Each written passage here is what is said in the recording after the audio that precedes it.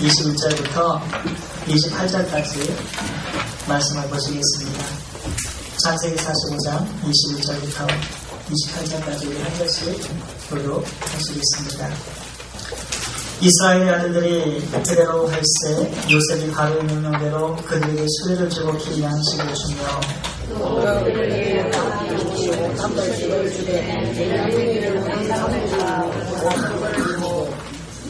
그가 또 이와 같이 아버지에게 보내되 수나기의 길에 애굽의 아름다운 물품을 실리고 암나기의 길에는 아버지에게 길에서 드릴 곡식과 떡과 양식을 실리고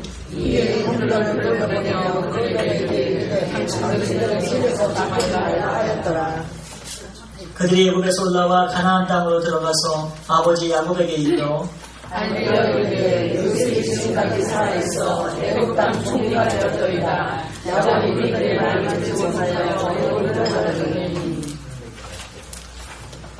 그들이 또 요셉이 자기들에게 부탁한 모든 말로 그에게 말하매 그들이 아버지 야곱은 요셉이 자기를 태우려고 보낸 수레를 보고서야 기운이 소생한지라.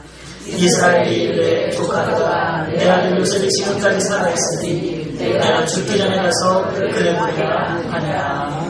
아멘. 하나님 아버지 감사합니다. 오늘 하나님 말씀에 평생 동안에 내면적 갈등과 그러한 다툼 가운데에서 쉽지 않은 고난의 인생을 살았던 야곱이 요셉을 만나고 그의 영혼이 소생되어 그의 영혼의 즐거움과 기쁨을 회복한 것처럼 하나님 우리 인생도 주 예수 그리스도를 만남으로 말미암아 인생의 기쁨과 부활이 하나님 우리의 삶 가운데서 매일매일 시간마다 일어나는 귀한 역사가 있게 하여 주시옵소서. 고독하고 외롭게 인생을 살아가는 것 아니고 이 다른 인생과 환경 가운데서 갈등하며 다투며 살아가는 그러한 인생 아니고 오로지 예수님을 믿음으로 말미암아 주님께서 주시는 그러한 평강과 평안 가운데 늘 하나님께 감사하며 예배하며 찬양하며 진리를 붙들고 나아가는 진리의 사람이 다 되게 하여 주시옵소서. 크신 은혜로 함께 하실 줄 믿사옵고 감사드리며 예수님 거룩하신 이름으로 기도드리옵나이다. 아멘. 할렐루야. 이 야곱이라는 인생의 이름은 발꿈치를 잡는 자, 다툼하는 자, 갈등하는 자, 이런 의미를 지니고 있습니다. 그래서 그런지 야곱의 인생을 130년 동안에 찬찬히 살펴보게 되면 인생에 있어서 그 갈등과 다툼이 끊이지를 않았던 그러한 생이지 않았나 생각을 하게 됩니다. 태어날 때부터 이 형 에서의 발목을 붙잡고 태어나는 그런 아이. 우리 교회에도 우리 트윈스가 있죠. 예, 우리 요셉 형제랑 우리 바울 형제는 예, 서로 발목 잡고 그런 거 없어요. 예, 순서적으로 잘 똑같이. 역사였지. 아, 그렇습니다. 그만큼 잡을 만큼 예, 멋진 인생 살 줄 믿습니다. 어찌됐든 야곱은 태어날 때부터 형님에서의 이 발을 확 잡고 예, 아둥바둥하면서 다툼하면서 태어나게 됩니다. 그것도 모자라서 인생을 살아가면서 어떻게 하면 형의 장자권을 내가 뺏어올까 이러면서 팥죽 한 그릇을 보글보글 끓여가면서 가장 배고플 때, 상대가 가장 약해 있을 때, 사냥하고 와서 가장 배가 고라 있을 때 뽀록뽀록 끓여드는 이 맛있는 팥죽을 이렇게 보여주면서 장자권 팔아, 내가 이거 줄게 이러면서 또 갈등과 다툼을 일으킨 그러한 인생입니다. 형님의 모든 그러한 축복권을 다 빼앗은 후에 이제 형님의 그 죽이고자 하는 그러한 형님의 복수에 무서워서 삼촌 라반 집으로 도망을 갑니다. 그런데 그 역시나 그렇게 도망와서 쫓겨나온 인생이라면 좀 자숙하고 겸손하게 살아야 되는데 이제 누구하고 다툼을 일으키냐 하면 삼촌 라반하고도 다툼을 일으킵니다. 품삯을 10번이나 주고받고 왔다 갔다 하면서 조금 더 어떻게 하면 더 많이 받을까 이러면서 삼촌과 갈등을 일으키고 또 삼촌 라반의 집에서 나올 때조차도 그 아내 라헬이 드라금을 갖고 나오게 되면서 갈등이 멈추지를 않습니다. 그렇다면 삼촌 집에서 나왔으면 또 그의 인생에 다툼이 없느냐? 그렇지가 않습니다. 그의 인생을 보게 되면 바단 아람으로 온 지 20년이 되었을 때에 야곱이 이제 그곳을 떠나라 하나님께서 말씀을 하십니다. 그래서 세겜이라는 동네에 도착을 했는데 이 세겜에 자기 딸 디나와 그 다음에 추장의 아들과의 이런 부적절한 그러한 관계를 통해서 그래서 복수를 하게 되는데 특별히 시므온과 레이가 거짓말로 할례를 받게 되면 내 누이를 주겠노라 레아의 딸 한마디로 말해서 같은 어머니의 그 오빠들이죠. 그래놓고 3일째 되는 날 가장 아파서 움직이지 못할 그때에 쳐들어가서 전부 다 할례 받은 남자를 죽여버리는 그래서 동네 사람들과도 다툼이 끊이지 않게 되는 그래서 결국에는 이 세겜을 또 떠나서 헤브론에 도망와야 되는 그러한 인생을 보게 됩니다. 그러면 이 헤브론에서 사는 그러한 야곱의 인생은 또 평안했느냐? 그렇지가 않습니다. 자기의 라헬을 사랑했던 마음이 그 자식들한테 옮겨지게 되면서 편애를 하게 되면서 요셉에게만 색동옷을 지어주게 되고 그것을 인하여서 형제간의 다툼이 일어나게 되고 그리고 그것을 참다 못한 형제들이 요셉을 죽이려고 하고 노예로 팔아버렸습니다. 그 다음에 피 묻은 짐승옷을 묻어온 그런 색동을 가지고 오면서 얼마나 이 아들들이 괘씸하고 자기 막내 동생 하나 지키지 못한 형님 들면서 얼마나 원망했겠습니까?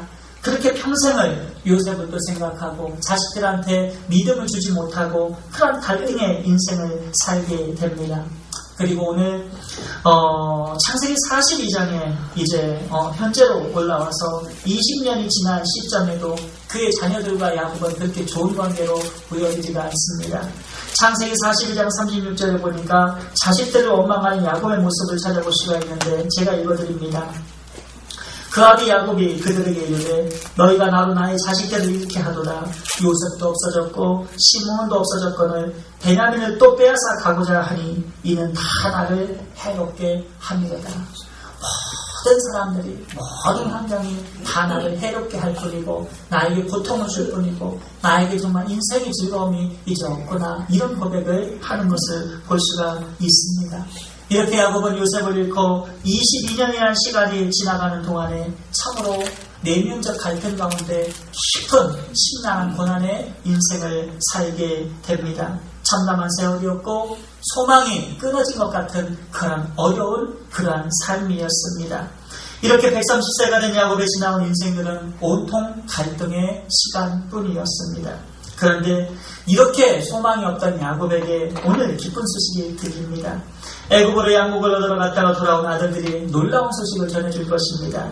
아버지, 요셉이 살아있습니다. 요셉이 살아있을 뿐만 아니라 그가 세계 최고의 강대국인 애굽의 국무총리가 되어서 이렇게 술을 보내주었고 이렇게 순나기 열필과 암나기 열필 이렇게 많은 먹을 것을 곡식을 떡과 음식을 주었습니다.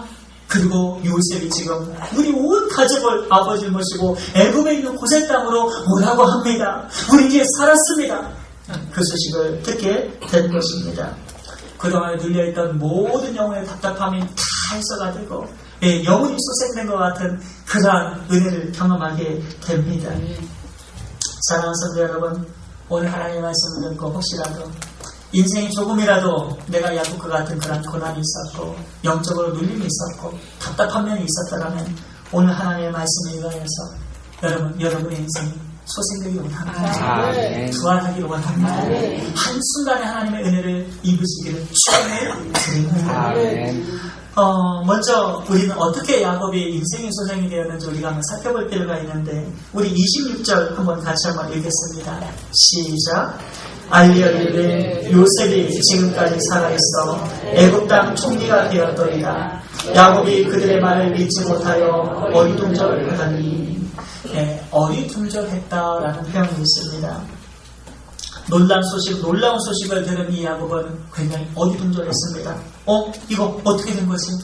너무나도 놀라운 소식이라서 믿을 수가 없었습니다. 야곱이 자식들의 말을 믿지 못하여 어리둥절했다. 성경은 이렇게 말씀하고 있습니다. 짐승에 찢겨 죽을 줄 알았던 이 요셉이 여전히 살아있고 심지어 애국의 국무총리가 되었다는 사실, 그리고 그 요셉이 온 가족을 이끌고 고센 땅에서 우리를 살려준다는 그러한 수레와 양식을 보면서도, 눈으로 보고서도 처음엔 믿겨지지가 않았습니다. NIV 영어 성경에 보니까 Jacob was stunned라고 되어 있습니다. 야곱이 어리둥절했는데, 여기서 stunned라는 말은 기절초풍에서 노래가 자빠질 뻔하다라는 그런 의미를 지니고 있습니다. 심지어 영혼이 완전히 기절해서 맥이 빠질 정도로 하고 그냥 이렇게 맥이 빠질 정도로 영문도 모른 채 그렇게 돼버렸다. 맥이 빠져버렸고 기운이 빠져버렸고 이거 어떻게 된 것이? 이런 상태로 그냥 기운이 쭉 빠져버리게 된 것입니다. 예를 들어서 시편 38절 8절을 보게 되면 내가 피곤하고 심히 상하였음에 마음이 불안하여 실망하이다 라는 말씀이 있습니다.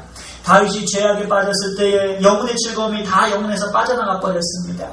하나님이 그의 영혼을 늘 기쁘게 만드셨고 힘있게 만드셨고 소망을 주셨던 그 하나님의 은혜가 죄를 지음으로 말미암아 쫙 빠져나가자 그의 마음이 두근두근 불안해졌고 육체와 영혼이 피곤해졌고 심히 마음이 상하여 불안하여 신음하는, 영혼이 신음하는 소리를 내면서 잠 못 이루는 밤을 지내게 됐다라는 것입니다.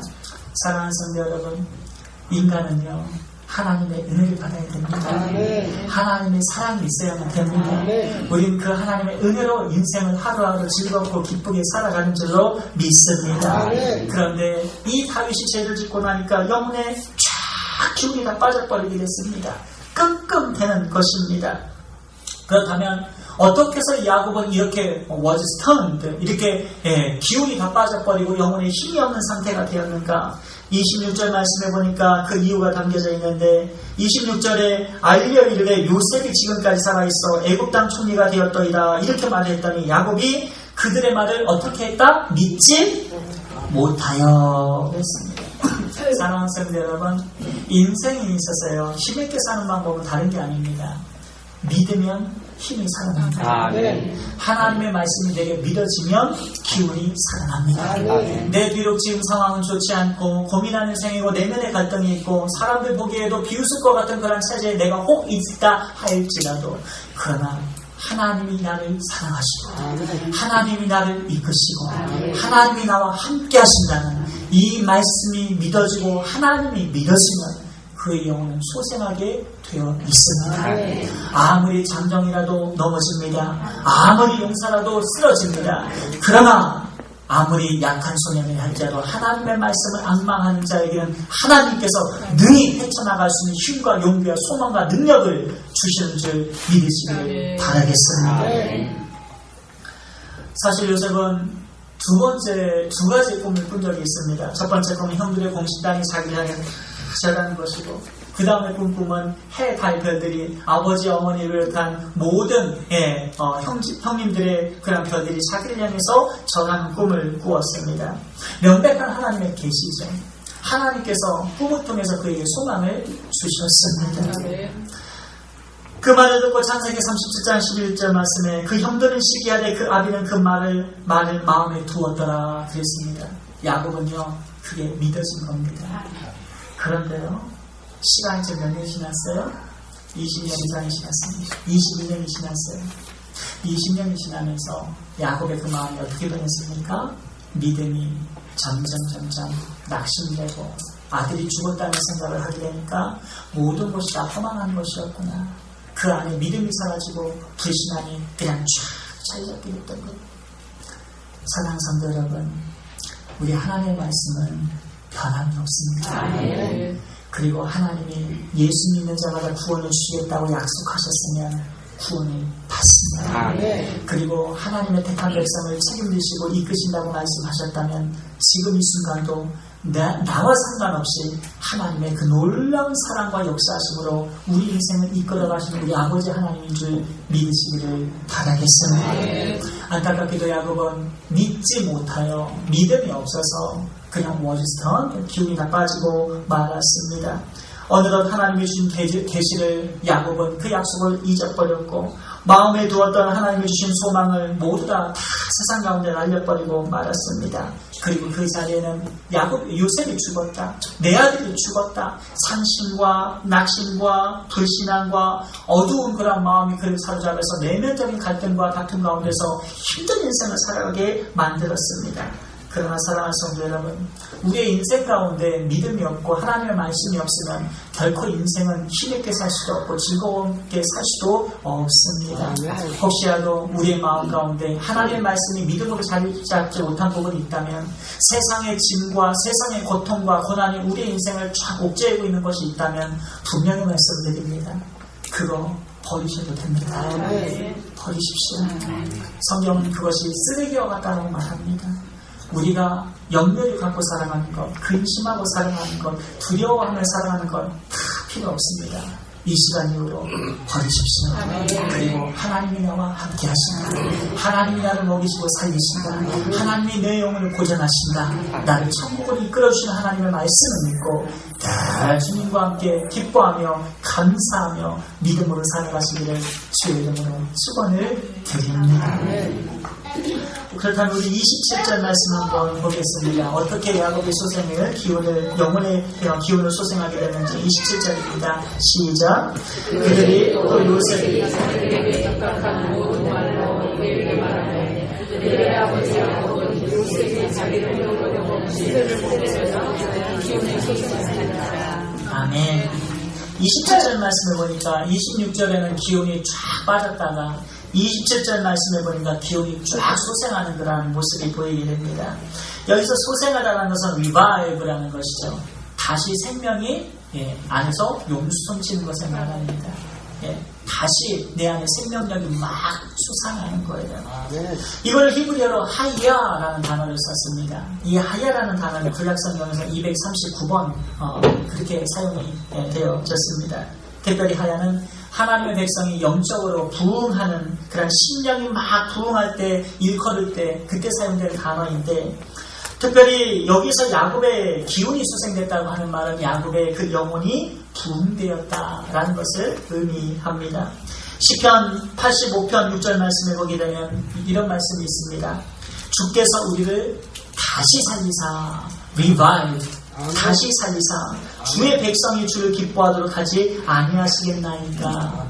그러니까 우리가 하나님을 기뻐하는 거는요, 그건 성령의 역사인 거예요. 하나님이 우리의 영 가운데 들어오셔서 하나님을 기뻐하게 하고 예수님을 기뻐하게 하고 예배를 기뻐하게 만들고 하나님을 기쁘게 함으로 말미암아 우리 영혼을 즐겁고 기쁨이 넘치도록 성령의 역사로 그러한 일이 가능하게 된다는 것입니다. 혹시라도 여러분이 정말 예수님을 사랑하고 하나님의 은혜에 감사하는 마음이 있다면 성령이 나와 함께 하신다는 걸 믿으시기를 바라겠습니다.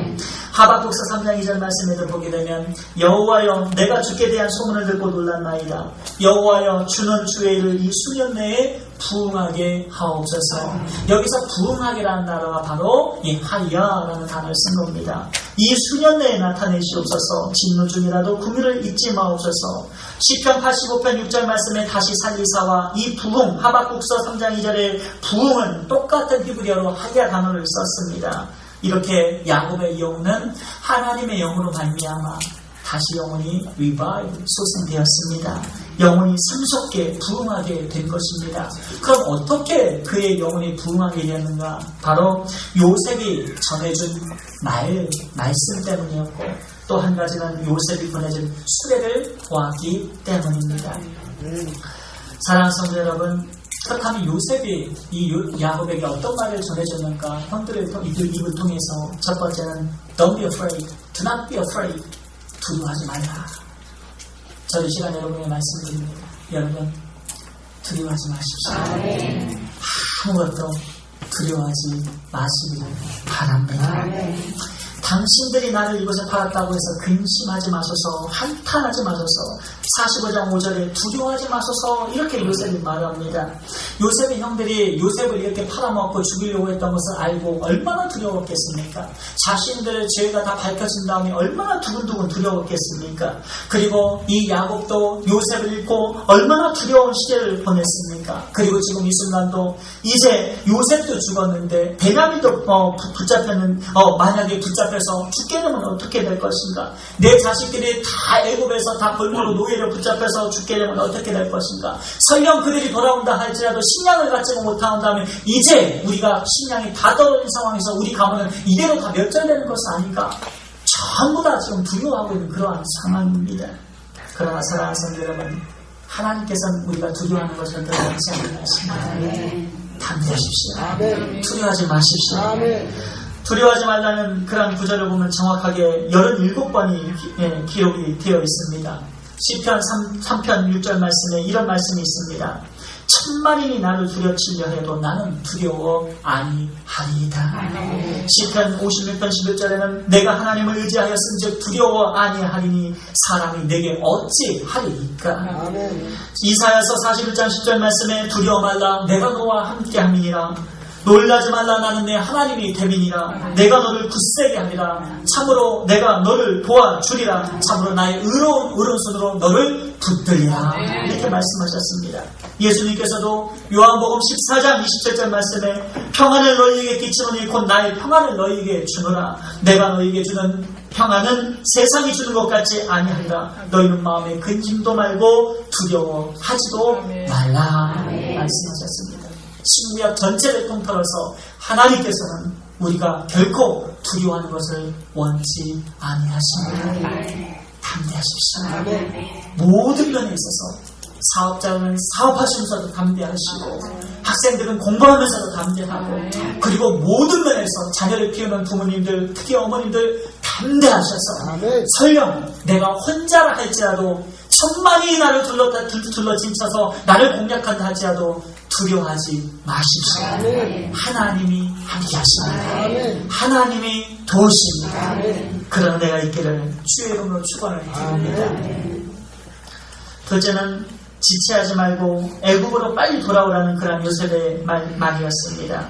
원래 애굽으로 간다는 것은 세상으로 가서 죄를 짓는다는 표현으로 많이 사용되었습니다. 그러나 이번 같은 경우는 좀 다릅니다. 하나님의 택한 백성 요셉이 고센 땅에다가 나일의 삼각주의 가장 기름진 옥토 땅에다가 이제 이 야곱의 가족을 인솔하려고 살리려고 부르는 것입니다.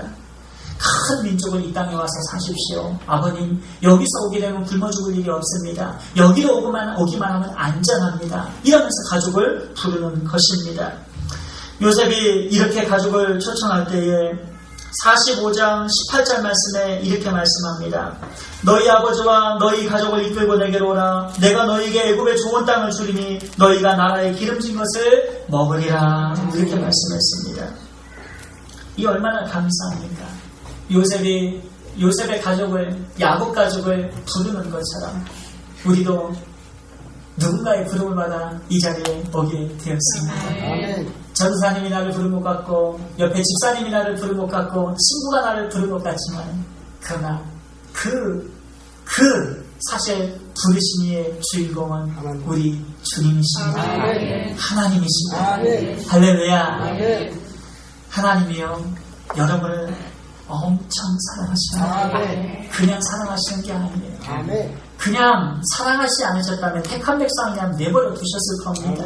그렇지만 하나님이 우리를 사랑하셔서 여러분을 사랑하셔서 한 사람 사랑하셔서 사랑을 통해서 이렇게 부르시고 또 사람의 또 기도를 통해서 우리가 위로받게 하시고 그러나 그 모든 중심에 모든 일의 일선에 가장 우선이는 하나님이신 줄을 믿으시기를 바라겠습니다.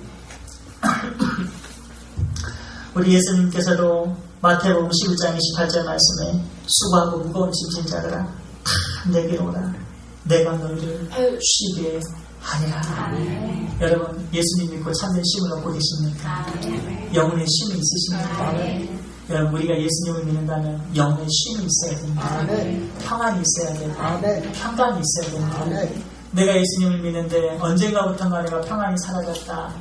우리는 다시 예수님을 붙들어야 됩니다. 네. 어디서부터 내가 예수님의 이 사랑에서 끊어졌는지 다시 한번 해찰하고 돌아가서 우리는 반드시 예수님 안에서 평안하고 기쁨이 있고 감사가 넘치는 복된 신앙생활을 해야 될 줄 믿는 것입니다. 그러면서 이 요셉이 이 형님들한테 특별히 하나의 당부를 합니다. 24절 말씀인데 우리 한번 같이 한번 읽겠습니다. 시작. 이에 형들을 돌려보내며 그들에게 이르되 당신들은 길에서 다투지 말라. 여러분 인생을요 목적을 가지고 살아가는 그런 인생이 있고 목적 없이 살아가는 인생이 있습니다. 근데 목적을 가지고 살아가는 인생은요 이것이 바로 사명자죠. 여러분 인생은요 목적을 갖고 살아가야 그래야 의미가 있습니다. 목적 없이 살아가면 세상의 휘황풍파 이게 탐낭에 그냥 내 인생이 떠맡겨져서 세상이 나를 공격하면 고통당하고 슬프면 이렇게 고통 이렇게 낙심하고 평생 그러고 사는 거예요. 얼마나 안타깝습니까? 그러나 목적이 있는 사람은 달라요. 목적이 있는 사람은 똑같이 고단을 당해요. 목적 없는 사람과 똑같이 그렇지만 다른 게 하나 있어요. 목적이 있는 사람은 연어처럼 물결을 치고 올라갑니다. 내 인생에 고난이 있어도 하나님을 부르시게 됩니다. 내 인생에 어려움이 있어도 하나님께 나아가게 됩니다. 인생에 목적이 있거든요. 사명이 있거든요.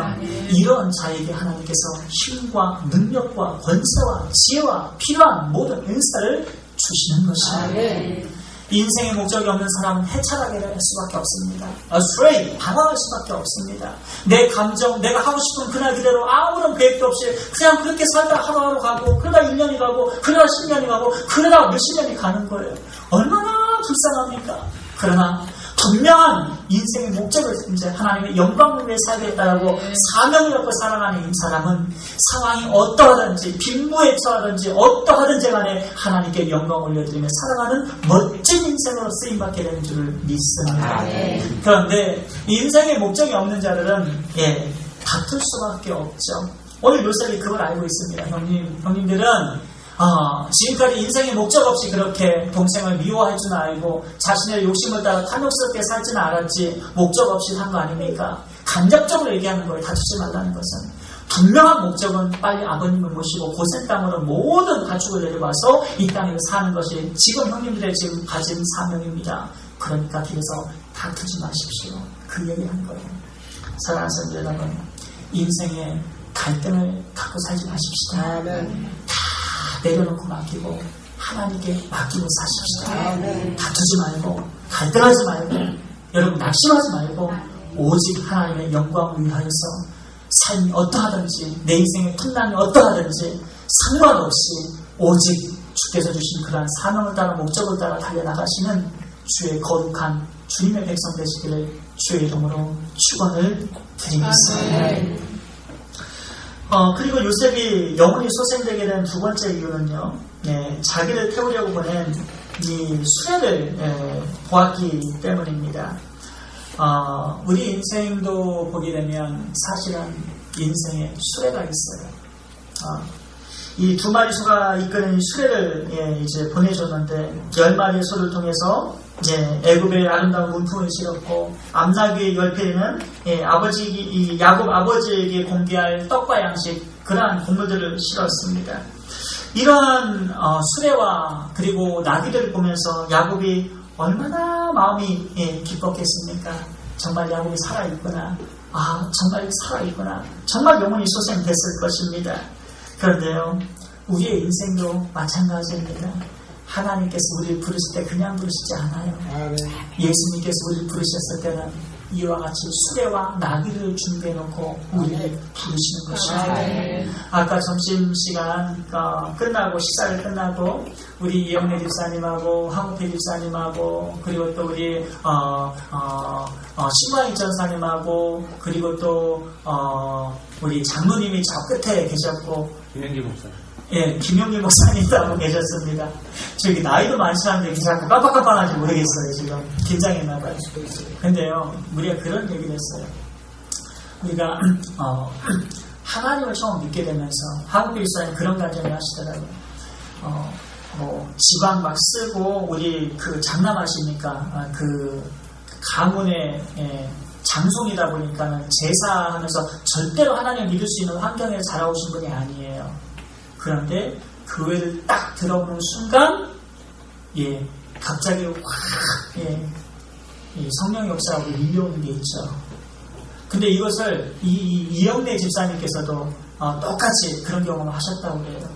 그냥 분별이 돼요. 이단도 그냥 분별이 되고 하나님을 딱 믿으셨을 때에 하나님 붙드시면 그 뭐가 있어요.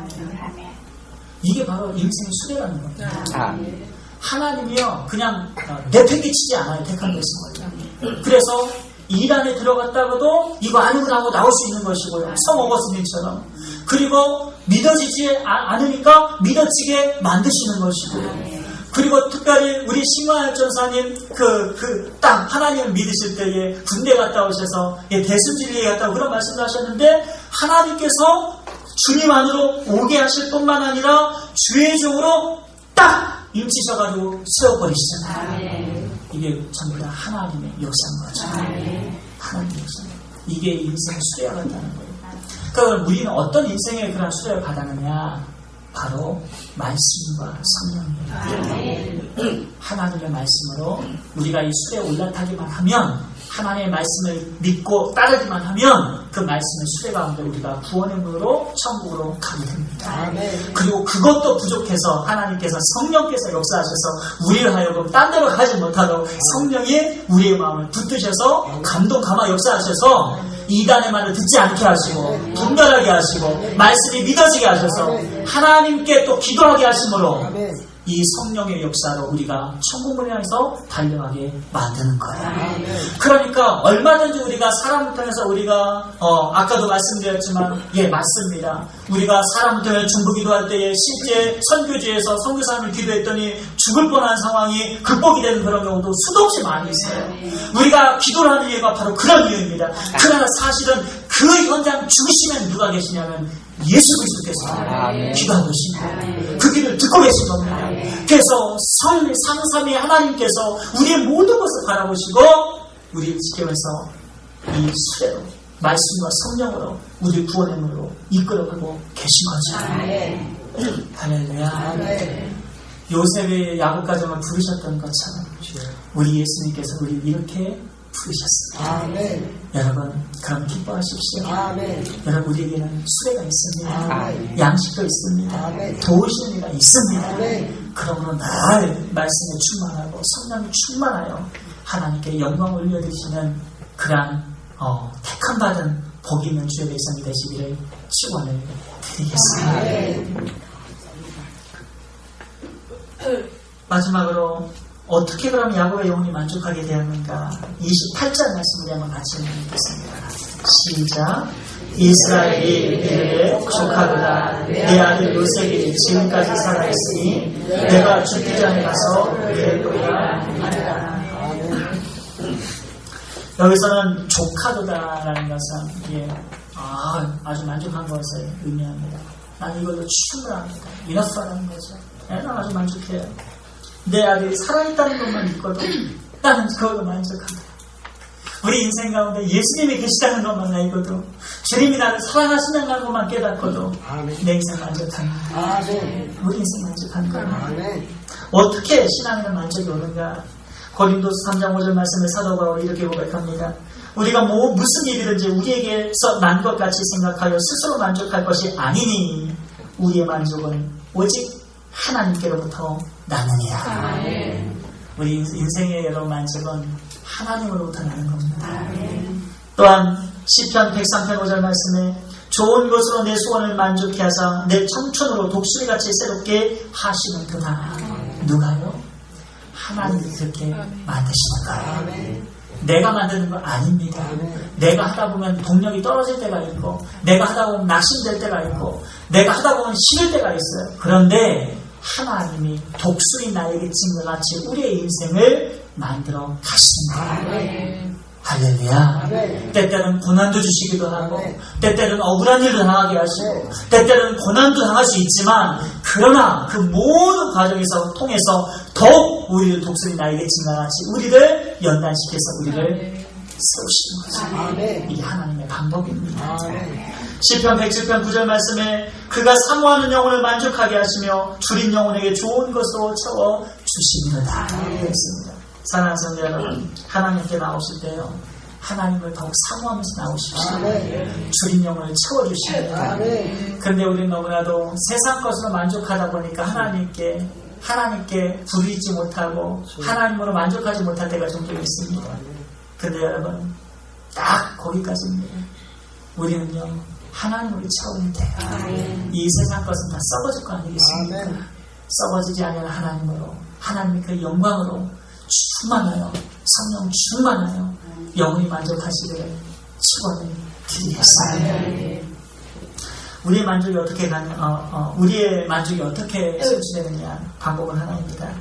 하나님이 우리의 영혼을 만족해 하실 때, 우리의 영혼을 채우실 때, 우린 하나님을 인하여 만족할 수밖에 없습니다. 안타깝게도 채워질 때는 권력이 나를 채우고 재물과 명예가 우리를 채우며 만족시킬 수 있을 것 같지만, 그런데 안타깝게도 그런 것으로는 우리의 영혼이 채워지지를 않습니다. 내가 아파트 월세 쪽방에서 살다가 아파트 한 30평으로 이사를 갔어요. 처음엔 좋죠. 근데 한 2, 3년 지나면 방해감이 듭니다. 그 다음부터 몇 평이 보여요? 예, 50평이 보인다는 얘기예요. 50평에 살면 또 몇 평이 보여요? 100평이 보이고, 100평이 살다 보면 몇 평이 보여요? 예, 200평이 나왔습니다. 이게 인생이거든요. 만족되지 않습니다, 여러분. 만족되지 않아요. 그런 거는 인생이 절대로 만족되지 않습니다. 그러나 하나님은 우리를 만족시켜 주시고, 하나님의 우리 영을 채우시고, 하나님 우리는 즐겁고 소망이 넘쳐납니다. 야곱은 이런 엄청난 하나님의 사랑과 은혜를 받고 결코 교만해지거나 다시 경솔해지지 않았습니다. 오랜 시간 갈등함의 고난의 인생을 통해서 그가 배운 것이 하나 있다면 그는 예배자의 삶을 배웁니다. 그래서 이 창세기 46장 1절부터 7절까지 보게 되면 야곱이 헤브론에서 이제 애굽으로 내려가는 장면을 기록하고 있는데요. 그는 가나안 땅 최남단 이제 애굽으로 들어가는 데 있어서 브엘세바에 이르렀을 때에 무엇을 하냐면 이제 브엘세바에서 조금만 더 가면 애굽 땅으로 넘어가는 거죠. 거기서 무엇을 하냐면 마지막으로 하나님의 은혜에 감사해서 제단에서 하나님 앞에 예배를 올려드립니다. 예배가 뭐냐면 하나님이 내 인생의 주인공이시고 내 인생의 모든 것 되십니다. 완전히 서렌더하는 겁니다. 하나님 앞에 항복하는 겁니다. 하나님 내 모든 것 되십니다. 이것이 예배입니다. 이 야곱이 배운 것이 있다면 예배를 배우게 됩니다. 그리고 전과 같이 다투어 경쟁하여 내가 취하려는 인생이 아니라 하나님께 다 내려놓고 맡기면서 하나님 이끄신 대로 따르겠습니다. 말씀하신 대로 순종하겠습니다. 하나님만이 나의 만족입니다. 이러면서 예배의 삶을 살아가게 되는 것입니다. 그러므로 하나님께서는 46장 3절과 4절 말씀에 뭐라고 말씀하십니까? 그것만 마지막으로 읽고 마치겠습니다. 46장 3, 4절 크게 있습니다. 시작. 하나님이 계시되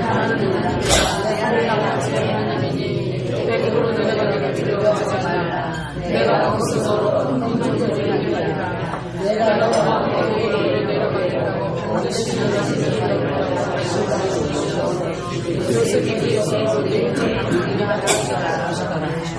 아멘. 이 말씀이 됐습니까? 안 됐습니까? 그대로 한 치 오차 없이 됐습니다. 우리의 인생도 똑같습니다. 하나님을 예배하며 살면, 말씀 듣고 순종하며 예배하며 살면 하나님께서 우리를 복주시고 지키시고 함께 하시고 천국으로 이끄실 줄을 믿습니다. 이와 같은 놀라운 은혜와 복이 여러분 모두에게 함께 하시기를 주의 이름으로 간절히 축원을 드립니다. 기도하십니다. 하나님 은혜 감사드립니다. 하나님께서 우리와 하여금 두려워하지 않는 인생을 살게 하시고 그 두려움의 자리에 두려움을 쫓으시고 우리 가운데 은혜와 평강으로 역사하셔서 우리의 모든 것 되시며 우리가 하나님으로 만족하는 인생, 예배자의 인생을 살게 하시니 감사를 드립니다. 우리 예의 모든 성도 어린아이부터 노년에 이르기까지 하나님만이 우리의 만족이 되어 주옵시고 우리의 힘이 되어 주옵시고 우리의 인도자 도움자가 되어 주시어서 하나님 안에서 기뻐하며 마음껏 담대히 사명대로 감당하며 살아가는 행복한 삶을 살아가는 믿음의 자녀들이 되게 해 주시옵소서. 우리의 모든 것을 지키시고 함께 하실 줄 믿사옵고 감사드리며 예수님 거룩하신 이름으로 기도드리옵나이다. 아멘. 하늘에 계신 우리 아버지여, 이름이 거룩히 여김을 받으시오며 나라의 임하오시며 뜻이 하늘에서 이룬 것 같이 땅에서도 이루어지이다. 오늘날 우리에게 일용할 양식을 주옵시고 우리가 우리에게 죄 지은 자를 사하여 준 것 같이 우리 죄를 사하여 주옵시고 우리를 시험에 들게 하지 마옵시고 다만 하게서 도와옵소서. 대개 나라와 권세와 영광이 아버지께 영원히 있사옵나이다. 아멘.